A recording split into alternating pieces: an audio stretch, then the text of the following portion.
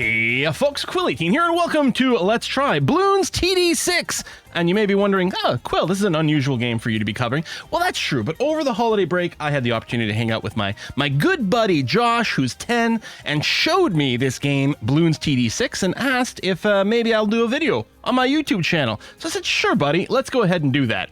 Now, for some of you old-timers like myself, you may remember Bloons TD as a Flash game from way back when. In fact, it was originally released in 2007. So Josh, if you're hearing this, I've been playing Bloons TD for 5 years before you were born. I'm just saying. However, I hadn't actually played Bloons TD6, which is really the modern entry into the Bloons franchise, because I think 5 came out, and I was just looking at Wikipedia, I think it came out in 2011, and Bloons TD6 just came out a few years ago, originally as tablet games for iOS and Android, and then making its way over to the PC with Steam as well as Epic. Which is where we're playing it over here. So this is a tower defense game. This is a rich genre that I've always really enjoyed quite a bit. My personal favorite back in the Flash days was desktop tower defense, but there's a huge different variety of them. One of the things I gotta say right off the bat with Bloons TD here is I do feel like the monetization might be a little bit predatory. You have to pay for the game, but then in addition to that, there's quite a lot of like incentives and prompts for you to use real money to accelerate your progression in the game. And I do think that's, it's maybe not entirely ideal, especially if kids are going to be playing this game. If you're a parent looking at this for sort of a review for that, just keep that in mind. You'll probably be asked a lot to add some money into the account so that you can power level up your people, which you don't actually need to do because you can just level up all the characters just over time. There's a lot going on the main screen. The other thing with this game is I do feel like it's got a pretty heavy, let's just play on medium for the purpose of this particular video. It does have a pretty heavy sort of tablet influence. You can tell there is a shortage of tooltips. Like if I mouse over, well, anything actually, there's no tooltip system in here because of course you can't mouse over something in a tablet. But it would have been nice if maybe they'd added in for the desktop version, especially when you are just starting off. Anyway, this is the most basic map in the game. There are a lot of maps actually. If I pop back out to the home page over here and I actually click it correctly, if we hit play over here, so we have oodles and oodles and oodles of pages of maps. Now, these include intermediate, advanced, and expert maps all in this category. But there's a lot of pages. I don't know how many this is. 5, 10, is that 13 pages with up to 6 each? Although I think the last one's not quite full. And then you constantly put out some new content, which is kind of nice. We've got a little holiday advent calendar themed one over here, which is really, really quite cute. So we'll go ahead. We'll do this just medium because it's going to be a little bit, you know what? No, I can do this on hard. I've already beaten on hard. It's going to be fine. Even when you pick a difficulty, there's a bunch of alternate game modes, which is nice for replayability. I like that a lot. The game does incentivize playing with a variety of different monkeys, which are the towers for your tower defense game, because there's a lot of unlocks to be had for each one. In addition to that, you can have a hero monkey, hero monkey, yes, a hero character selected from the main screen. I've just got Pat Futzy here just because that happened to be the last one I unlocked, so I was going to go and give them a try.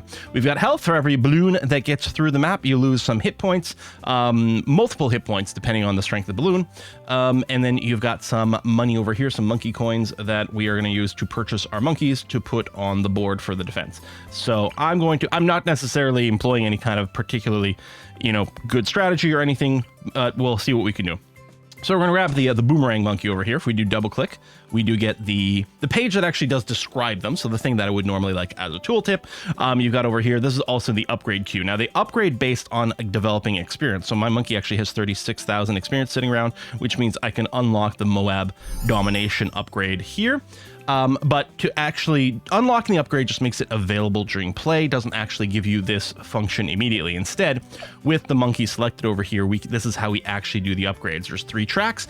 You can only develop, during a particular map, you can only develop a monkey along 2 tracks. As soon as you've clicked 2 different tracks over here, the third one will get locked at that point. In addition to that, only one of the tracks can be developed all the way to level 5. The other one will be limited to level 2. So in the end, you will end up with a monkey that's got 5 points in one category and 2 points in another, assuming you're playing on the map that goes long enough to do anything like that. We do have a few ability to tweak some of the targeting rules for the monkey over here, which is kind of neat. And we've apparently got handedness for the boomerang monkey. A few of the monkeys have some different modes that you can go over there.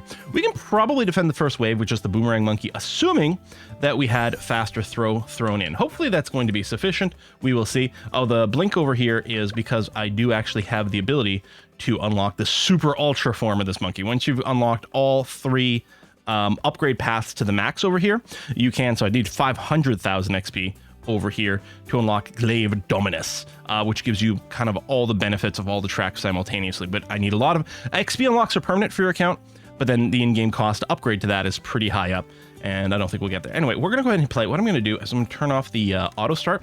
Also, if you get annoyed by pop-ups at the bottom while you play, that is the game hints over here that you can turn off at some point. So we'll go ahead and hit play, and there comes the balloons. Or the balloons, sorry. So we got our baseline red balloons over here, including some blue ones. When the blue ones get hit, they turn into red ones, so they basically take 2 hits to pop over here. Oh, we should be able to defend this first wave perfectly fine. You can see we get some money for every balloon we pop.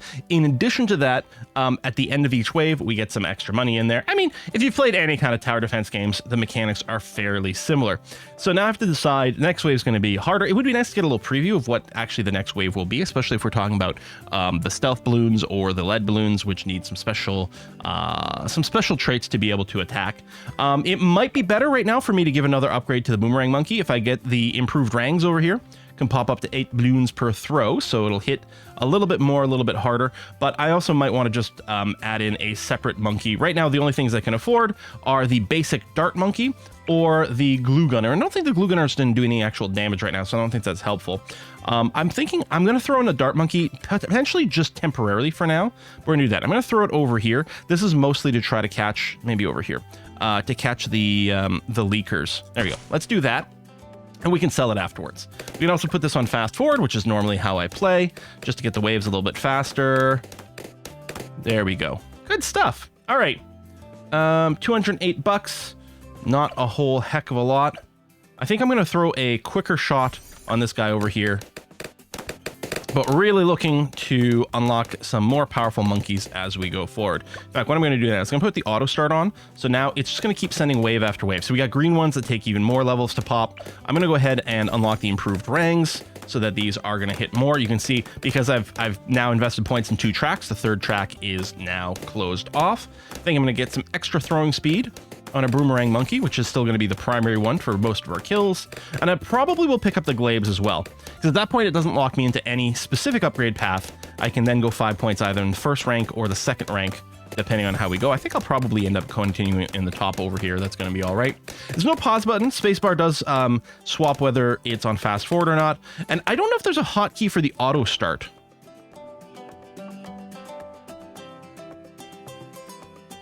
Because that would be handy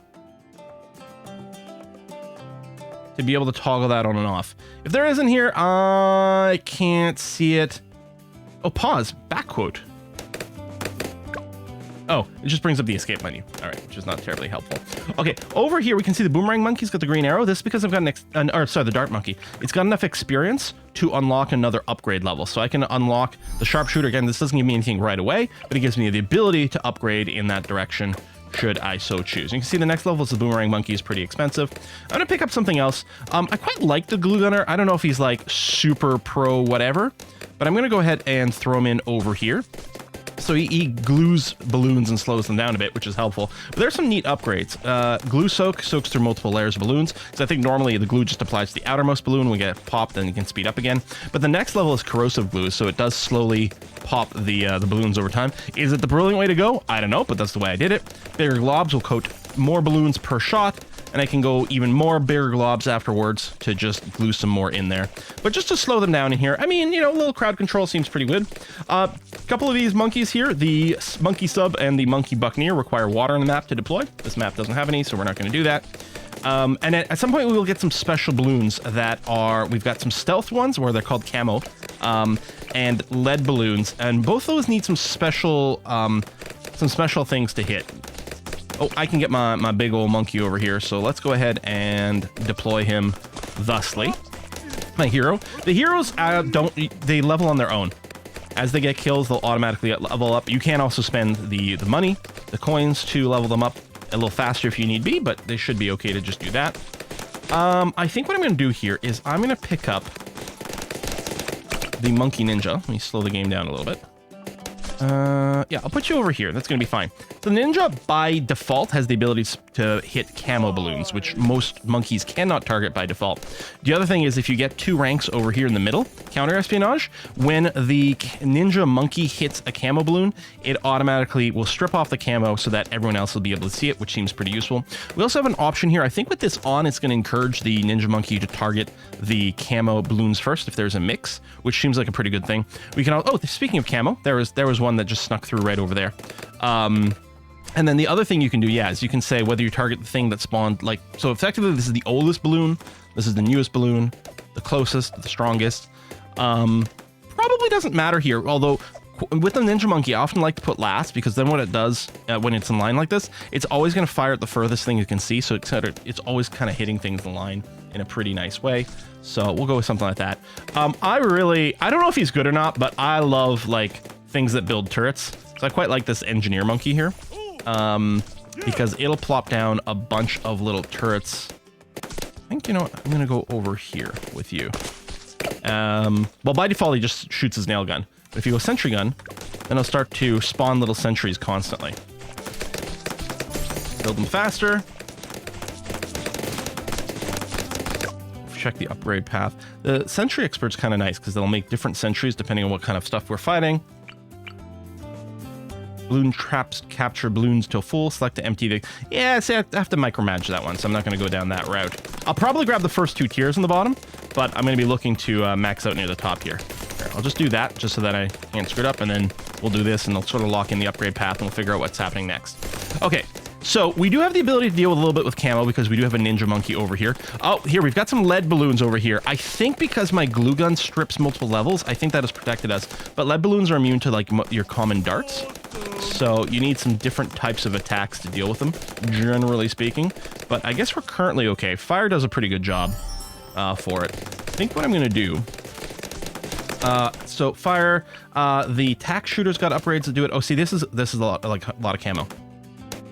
And some of it is getting through here. Let me get another little ninja over here to pop that for me. You can see they've got the little camo. You can see most things just don't shoot at it. I was about to do something and I can't remember what it was. Another good one against the camo defense I found is the sniper one, because you can give him the night vision goggles. And he's got a little radius here. I don't know what the radius necessarily represents, because he can always hit anything anywhere on the map. So again, we'll get him to prioritize hitting those. And the camo balloons don't tend to be too tough, so I'll probably go faster firing rather than hitting hard. And we'll just use them as a way to cover that, and we'll probably just sell this guy off, and that's going to be okay. There's other ways to do it. You can get these, there's some support structures over here. The Monkey Village does have an upgrade that lets all... So this just, all this does is buffs monkeys that are nearby. And the radar scanner gives them all the ability to see invis stuff, which is pretty handy. The airplane's a lot of fun. Let's go and drop this in over here. And, all right. Right now, it doesn't look like it's operating in a very good area, and that is accurate. But if I get the 2 ranks at the bottom... So first sharper darts, and then the next one, which is really cheap. There you go, center path. So now we get to choose where the airplane orbits around, and you can actually move it. Oh, my account leveled up.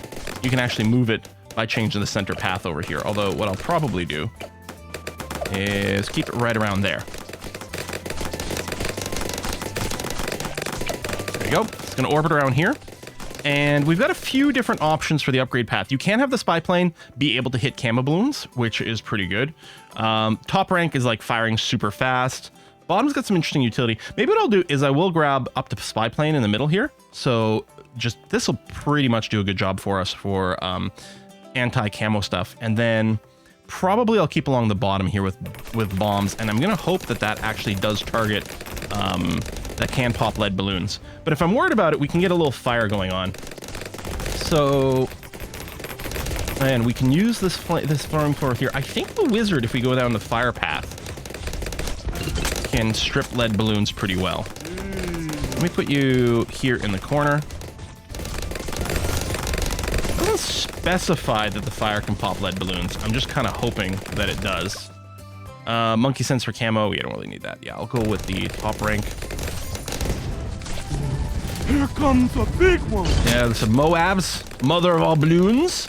They pop and drop more things. A lot of balloons actually split into smaller balloons as you go through them here. If I go to get the Sentry Expert, theoretically these sentries will become evolved to whatever's needed to deal with, you know, whatever particular battle we're dealing with. Mostly, right now, I'm still worried about lead balloons. I'm also a little bit worried about camo lead balloons, which is, I'm not sure it's a combo I can deal with right now, actually. So that's a little bit scary, and I might want to do something. We do have a lot of cash. Tell you what, I will go ahead and get this support tower. All right, let me sell you. This support tower right here. I think I'm going to increase your radius as well. But then we'll get your radar scanner. Good. And then I'll get something over here that I know can hit lead balloons. I think what I'll do is I'll go ahead and get a tack shooter. And you can see at the top the buffs that are affecting it. And the top rank over here can get the hot shots. You can see it can pop lead balloons. So we're going to get at least that. I don't think I need more range. What's the second tier over here? Super long range tacks. No. We'll just go along the bottom to spam out more tacks at once. There we are. So we know we're going to be able to pop lead balloons here, and that this is going to be able to see stealth balloons at the same time. So now all we care about is DPS. We've got the utility dealt with. I think I might grab the Ring of Fire here, just because I think that's going to be fairly efficient. Although, I don't know. But at that, you see this Monkey Wizard does have something that can be retargeted. I think that's where the Wall of Fire gets placed, so we can make sure it gets pushed a little further up. That's going to be fine. When you got a mess like this, I do find it a little annoying to like click on each one to see which one I can afford more upgrades for. That has to kind of be manually checked. Again, you get the alert when there's an actual XP-based upgrade that's possible, like this one over here. So there you go. I can unlock Call to Arms. Ones with lightning bolts here, these are active abilities that you have to use at the bottom. My hero monkey's got one over here. Not any point in using it there, but I'm just going to bring these volumes down just a scooch, because I feel like the game might be a bit on the loud side. Yeah, we're doing a great job over here. I got lots of money. I do want to get the Ring of Fire upgrade here. You can see Inferno Ring is insanely expensive, so we're not going to go there yet.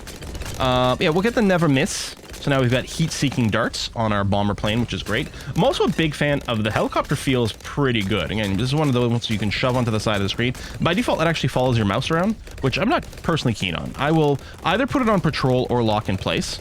I'll go lock in place in this case, which is still going to work out well, because if I get the first 2 levels of this top one, it now has got pursuit. So this helicopter will move if something gets through the defense, and it'll keep chasing it down, which is kind of nice.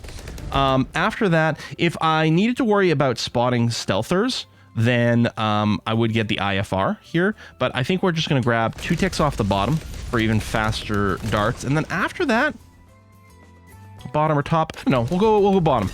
We can shove back the Moabs.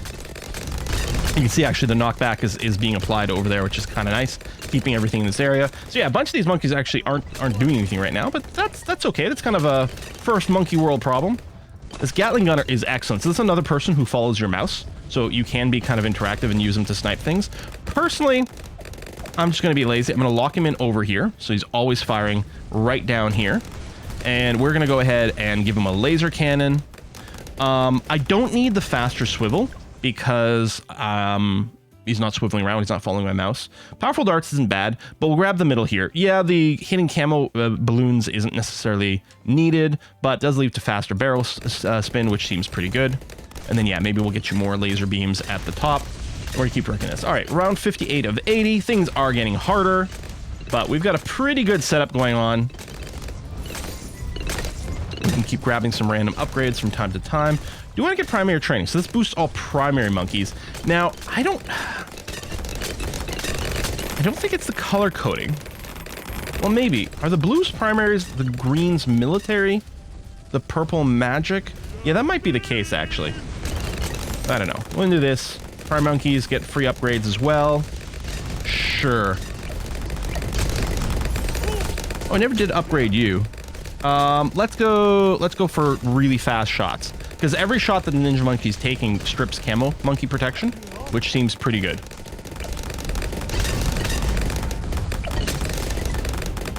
Ricochet versus... What rank do we want to go down? Turbocharged.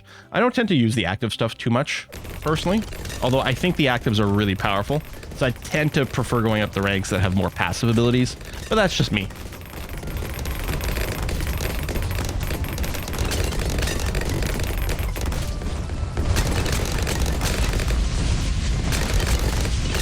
Nice. All right.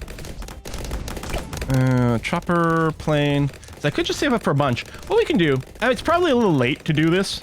It depends on the length of the scenarios, but we'll go and we'll showcase the banana farm over here. So the banana farm from time to time spawns out a little banana.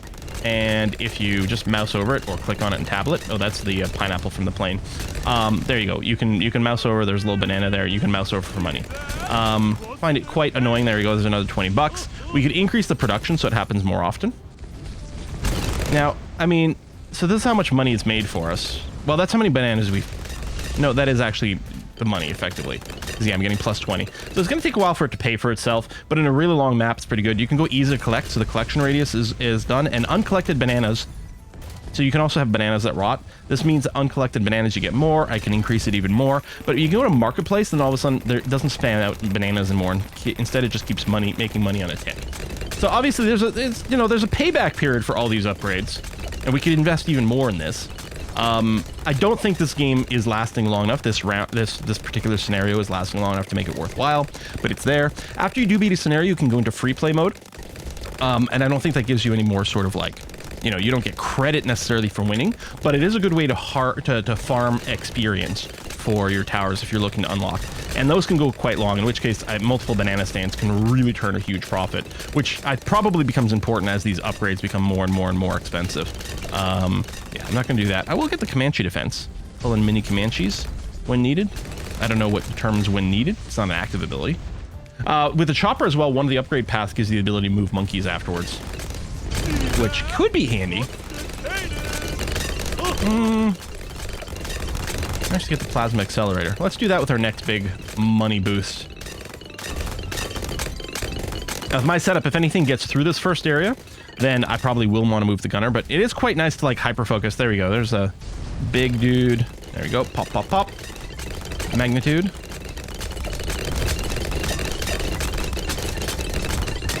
I could upgrade the glue gunner for the dissolve. Additional balloon per shot. Solvents melt 2 layers every second, which is mostly relevant for these really big dudes. Actually might not be terrible. Applies liquefying compounds to do 10 pops every second. I gotta say, I feel like the balloon guy does strip a lot of stuff real fast. Here, we'll splatter some more. Alright, so I'm not getting my laser upgrade. Potentially not at all until the game ends. Again, it would be nice, like I can go to the power view over here. Monkeys. Right, powers, I can spend these monkey bucks. So you get monkey bucks by achieving, like getting certain achievements and stuff like that. Of course, the game also gives you the ability to pay money for it. Oh, we've got another unlock for the helicopter here. Although I can't get the Apache Dark chip if I've gone down the bottom branch as much as I had, but there we go. You can see the helicopter sort of moves and chases, which I find really handy with this thing. It's a good way to catch stragglers on the map where you don't have 100% coverage. That and like the snapper helps. And I mean, the plane, again, we're getting like full map coverage with the plane darts, really. Again, if anything leaks through, we're fine. I gotta say, on some of these routes, this thing is awesome sauce. Here, we can put one here. We can put another one over there. This just puts tacks on the ground. And these will reset every wave. So when the wave ends, this will like disappear, but then it'll start spawning them again. These things will hit camos and things like that. Like we don't need vision, just things walk on top of these and they die. They die real good to this. I find it like spectacularly nice. Not that we're going to need it here because we seem to be clearing pretty well. And last round for us to beat hard difficulty. I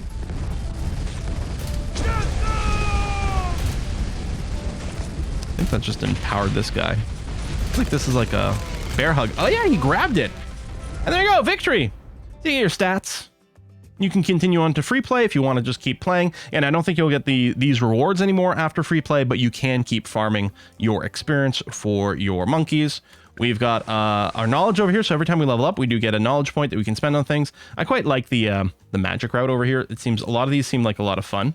Yeah, this lets us farm more money. I don't know if you can actually ever de-spec your knowledge tree or anything if you decide that you put them somewhere wrong, but I'm not going to stress too much about it. Oh, there's a respec. There you go. For 2,000 monkey bucks. And again, yeah, at first time we beat anything on a particular difficulty.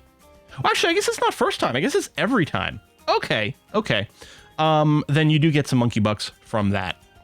So that's not too bad. And yeah, there's optional modes. You can see for the Monkey Meadow here on easy, I did go and beat the primary only.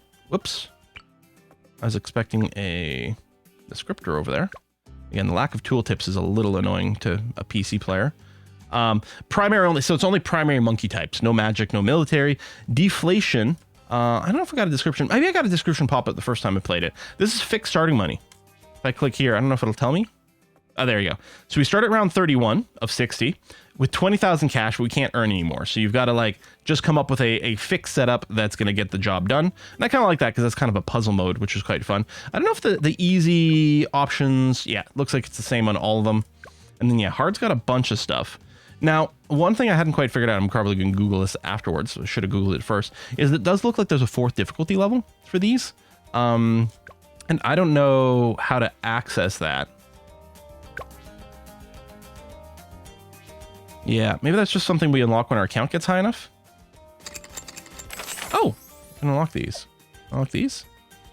Beat an intermediate map for the first time. Okay, well, I'll probably look into doing something like that. There's also some like little multiplayer mode. We've got like co-op modes. You can get a friends list and stuff. I got this game on Epic because that's where my good buddy Josh has it. So that maybe we can group up and do some multiplayer at some point. We'll see. But there you go. This one's for you, Josh. Hope you enjoyed this video. I hope the rest of you did as well. And I'll see you guys next time. Bye-bye.